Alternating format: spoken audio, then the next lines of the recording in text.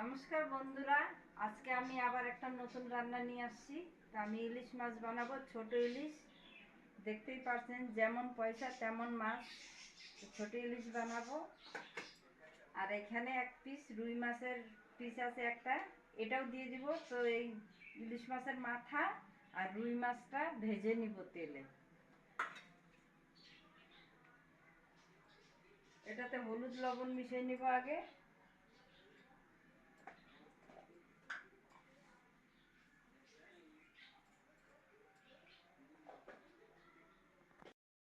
সব তেল দিয়ে দিব মাছের মাথাগুলো ভাজার জন্য আর এক পিস মাছ ভাজার জন্য। তেল গরম হয়ে গেছে, মাছ ছেড়ে দিব।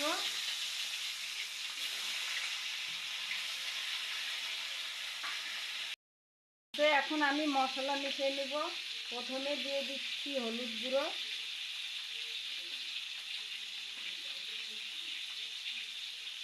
তারপরে দিয়ে দিচ্ছি লবণ,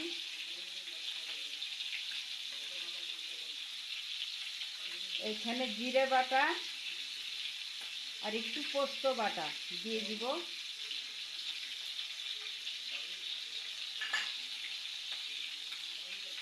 এটা কাঁচা লঙ্কা বাটা, পাকা পাকা কাঁচা লঙ্কা ছিল, আমি ওটাই বেটেছি।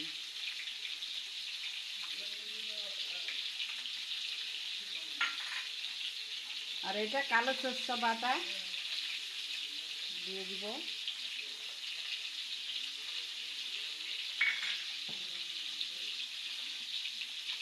এখন দিয়ে দিব সরষের তেল।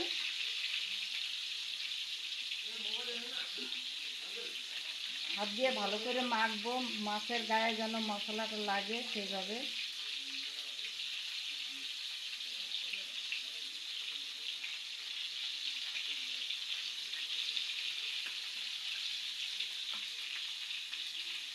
আশা করছি বন্ধুরা আজকের ভিডিওটা আপনাদেরকে পছন্দ হবে। আর আমি সবসময় বলি, আপনারা যারা যারা ভিডিও দেখেন আপনাদেরকে অসংখ্য ধন্যবাদ জানাই।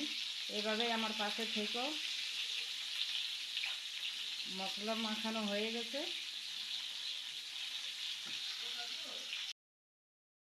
দিচ্ছি।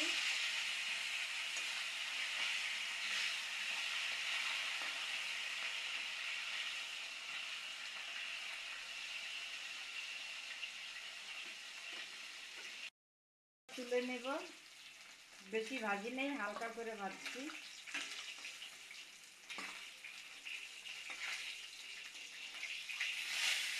আমাদের বাড়ির ছোট্ট একটা বাচ্চা আছে, তো কাটা মাছ খাইতে পারে না, ওর জন্যই কি। এখানে আমি একটু রঙের জন্য কাশ্মীরি লঙ্কার গুঁড়ো দিয়ে দিচ্ছি, আগে দিতে ভুলে গেছিলাম, সামান্য একটু দিয়ে দিচ্ছি। মাছ ভাজলাম, ওই তেলে একটু ফোড়ন দিয়ে দিব, কালো জিরে। মাখানো মাছটা ঢেলে দিব।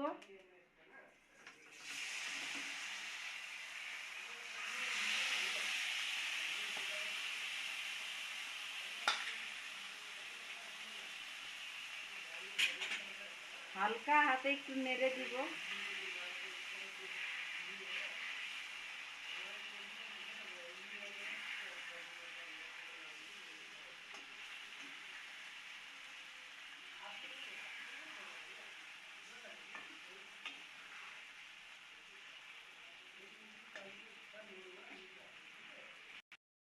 দিয়ে দিব, জল দিয়ে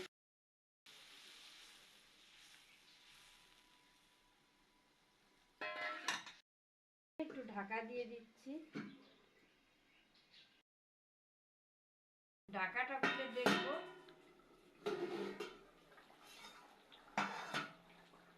হালকা হাতে একটু নেড়ে দিব।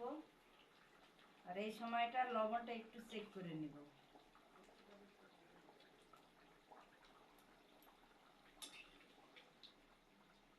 একটু লবণ লাগবে।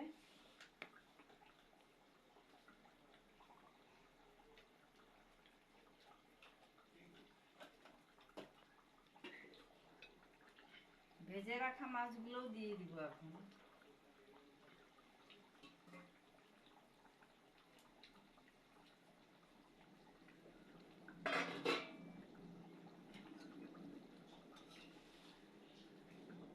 আর একটু ফুটবে।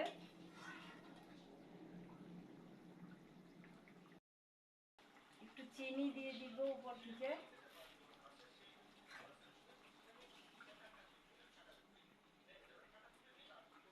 আর এখন দিয়ে দিব একটু কাঁচা সরষের তেল।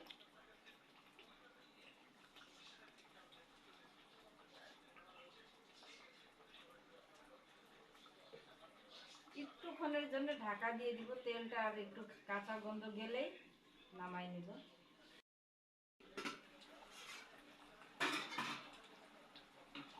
তরকারি হয়ে গেছে, আমি একটু ঝোলঝোলি রাখলাম, ভাত দিয়ে খাবে তো, আপনি আপনার পছন্দ মতো করবেন।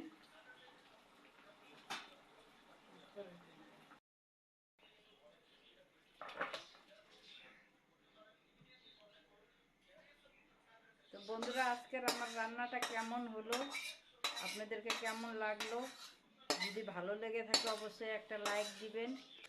আর ফেসবুক থেকে দেখলে বন্ধুরা পেজটিকে ফলো করার অনুরোধ রইল।